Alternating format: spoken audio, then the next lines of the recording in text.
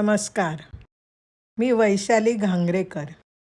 आज ऐकूया संत वेमन्न. आंध्र प्रदेशाचा कबीर म्हणून प्रख्यात असलेला एक तेलुगू संत कवी म्हणजे संत वेमन्न. याने आपल्या गीतातून प्रचलित अंधश्रद्धावर आसूड ओढले. याचा थोरला भाऊ राजा होता. त्याने आपल्या पत्नीसाठी दागिने घडवण्यासाठी अभिराम आणि लक्ष्मण या 2 सोनारांना बोलवले. यातला अभिराम उशिराने येत असे. त्याला कारण विचारल्यावर तो म्हणाला, पूजापाठात माझा वेळ जातो. दुसऱ्या दिवशी पहाटे वेमन्न अभिरामच्या घरासमोरील झाडावर चढून लपून बसला. तेव्हा त्याला कळलं, अभिराम एका गुहेत जातो आणि त्या गुहेत लंबिका नावाचा योगी तप करत होता. अभिराम त्याच्यापुढे गुडघे टेकून बसून राहतो.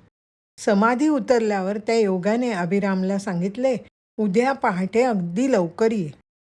वेमन्न घरी आला आणि त्याने राणीला म्हणजे वहिनीला सांगितले, तू अभिरामला घरी पाठवूच नको. तिने तसे केले. दुसऱ्या दिवशी पहाटे लवकर वेमन्न गेला आणि योग्यापुढे हात जोडून बसला. समाधी उतरल्यावर योगाने पाहिले, अभिराम नाहीये, हा दुसराच मनुष्य आहे. वेमन्नने हळूच योगाला विचारले, आपण अभिरामला कशासाठी पहाटे लवकर बोलावले होते? योगी म्हणाला, मी त्याला मंत्रदीक्षा देणार होतो. याने योगाचे पाय धरले आणि काकुळतीने म्हणाला, मला मंत्रदीक्षा द्या. योग्याने वेमन्नाच्या मनातली उत्कट इच्छा जाणून त्याच्या कानात ओम शिवम या मंत्राचा उच्चार केला आणि तो योगी निघून गेला. ही दीक्षा मिळाल्यावर वेमन्न खऱ्या अर्थाने योगी झाला. याचे विशेष म्हणजे याने महाकाव्य, खंडकाव्य काहीही रचलं नाही. याच्या रचना अतिशय साध्या, सोप्या आणि सरळ आहेत.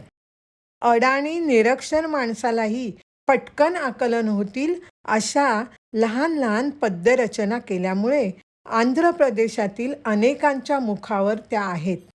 अगदी लहान मूलसुद्धा त्याच्या गीतपंक्ती गात असते. धन्यवाद.